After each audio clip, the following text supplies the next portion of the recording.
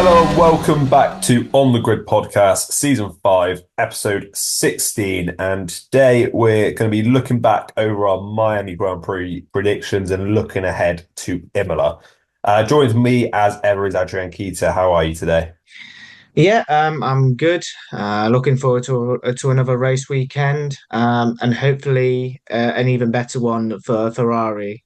We know what happened in Miami. This is technically a home race if you wanna put it in loose quotation marks, being an Italian race. So I'm hoping for a good result for Ferrari. And I'm hoping for a very good race because I don't think Miami was an instant classic. We've not really had many classics this season so far. And I'm hoping the Imola Grand Prix can kind of reignite a bit of light in the Formula One world. So without further ado, let's kick things off looking at Miami. So start with our two-star predictions. And I got a big fat 0 out of 2. I had Haas points, which obviously didn't come through after Ollie Behrman got his penalty in the sprint race. And then Bortoleto last of the finishers, and he retired. So there's that one out the window. I don't think he was last of the finishers anyway before he retired. I think he was in about 15th, 14th, 15th. So 0 out of 2 for me. How did you get on? Did you get on any better? So again, I put down some points for a certain team, and it was RB. And before Liam Lawson got his penalty, it would have been a 1 out of 2, but he got a penalty because of his collision with Fernando Alonso in the sprint. So that was wiped straight out the window. And then I put 3 different constructors on the podium in the race, but we saw McLaren take a 1-2 with Russell in third. So 0 out of 2. It doesn't look great. Moving on to the sprint predictions. So for qualifying, I had Piastri on pole, Norris second, Verstappen third, Leclerc fourth, and Sainz fifth. I would have had the top 3 right had Antonelli not, pulled off a fantastic lap. I had Piastri, Norris, Verstappen in that order, just 1 further down, and then Leclerc and Sainz just wrong. So 0 out of 5. And then in the sprint race, I had Piastri, Norris, Verstappen, Leclerc, Hamilton. So yet again, 0 out of 5. I actually one up you in the sprint predictions, and only by 1, because I predicted George Russell correctly in the sprint. But let me begin with my sprint qualifying. So I predicted Piastri, Norris, Russell, Leclerc, Verstappen. So I would have predicted the top 2 correctly. Was it not for Antonelli? Was it if it wasn't for Antonelli's barnstorming lap in sprint qualifying? And then for the sprint, I predicted Piastri, Norris, Leclerc, Russell, and Verstappen. So I only got George Russell correct, but it gets me that valuable point on the board, which I've been craving in predictions. And then moving on to the race itself. So for qualifying, I had Norris on pole, Piastri second, Leclerc third, Verstappen fourth, and George Russell in fifth. So I finally get a point for George Russell. And then for the race, I had Norris, Piastri, Verstappen, Leclerc, and Russell. So yet again, so I got 1 that entire time. So not great for me to get 1 point from the entire weekend. A couple of close calls, but yeah, not great for me. And for my race predictions, I got 2 out of 10. I predicted Norris correctly in second place for qualifying, and I predicted correctly a Piastri victory. So in qualifying, I predicted Piastri ahead of Norris, ahead of Leclerc, Russell, and Verstappen. And then in the race, I predicted Piastri, Leclerc, Verstappen, Norris, and Russell. So I take three out of 22 realistically, if you look at it like that way. But I finally take a victory over a Grand Prix weekend, and I claw back 2 points in the deficit. I think the deficit is still something like 8 points anyway, so you've still got a very good advantage over me. But yeah, slowly but surely, we're a quarter of a way in the season. Hopefully, I can claw back a little bit more ahead of the summer break and kind of head into that little break with a little less of a margin to kind of claw back in the second half of the season. So let's have a little roundup of the news. So the big news, obviously, being that Alpine have replaced Jack Doohan with Franco Colapinto after just 6 races. I think we all saw this coming. And yeah, it has come maybe a little bit sooner than we expected. So Doohan is out and Colapinto only signed on a 5-year, 5-race deal even. So a little bit strange that they've not announced it for the rest of the season. Maybe they're using it as an excuse to weigh up the two drivers. What are your thoughts on it? Bizarre, really bizarre. But then I think that also this news regarding Franco replacing Jack Doohan comes in the light of Oliver Oakes getting the sack and for Flavio Briatore getting appointed as, in loose quotation marks, kind of taking over team principal roles from Oliver Oakes, whilst he's obviously going to be in that executive advisor role. It was always going to happen. When we were looking ahead to the driver lineups in pre-season, when Franco signed for Alpine, I think it was $10 million that they paid Williams to sign Franco Colapinto. It was bound to sort of put Jack Doohan on the back burner straight away.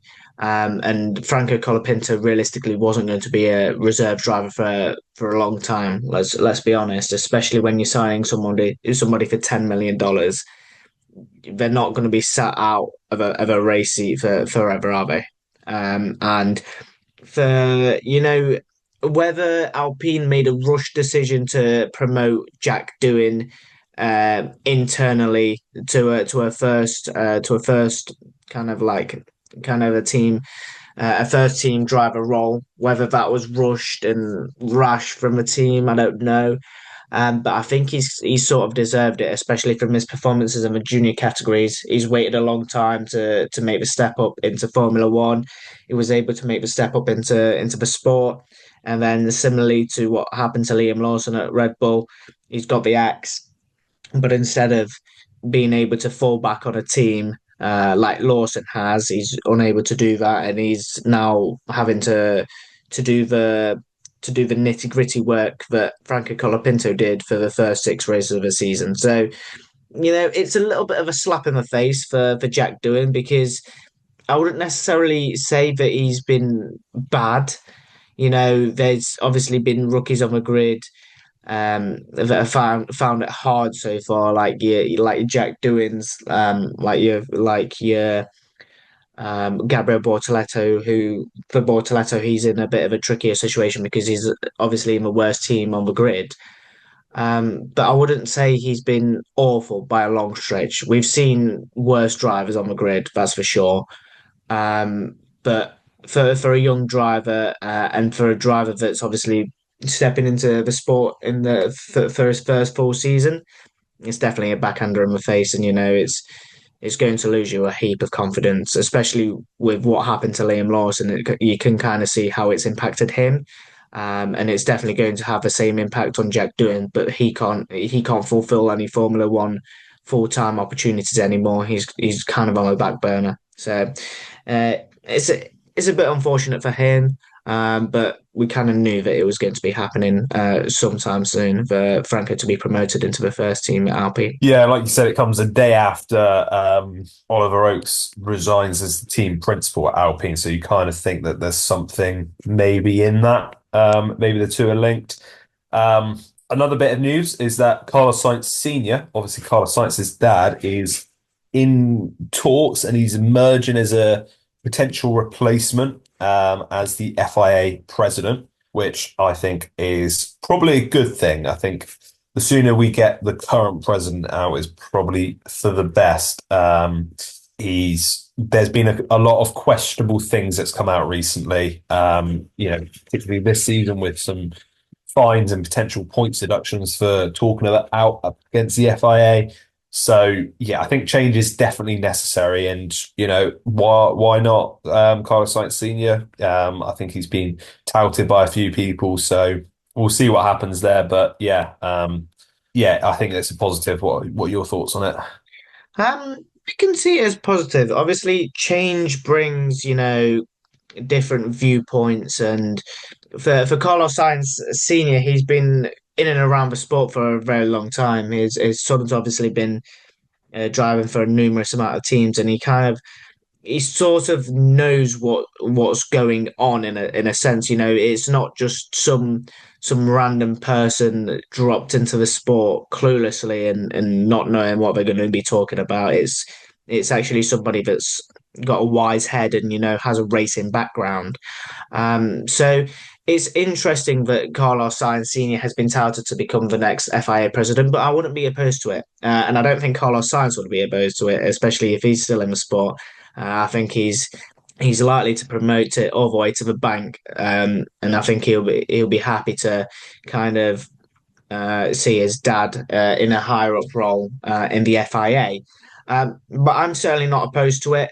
I think that change is necessary. I think there's always a little bit of corruption when it comes to high governing bodies, and especially when you're talking about a person that's kind of been like, I wouldn't say the penalty situation is strange because I don't think we've seen that in a long time, and I don't think we've seen so many people outraged by the FIA in a long time because it's something that we've not seen at all.